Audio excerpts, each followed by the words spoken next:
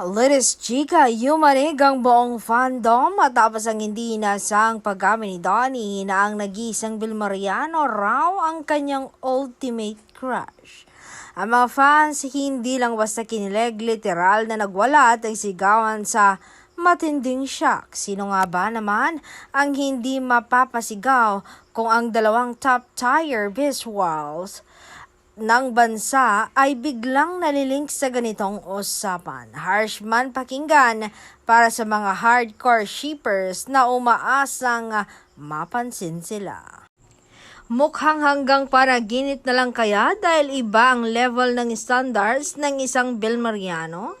Sabi ng ilang mapagmasid na marites, baka naman daw strategy lang ito para lalong pag-usapan ang grupo at humakot ng atensyon para sa kanilang movie. O sadyang lantaran at walang takot na lang talaga siyang magpakatotoo ngayon. Ano sa tingin ninyo, mga kachika?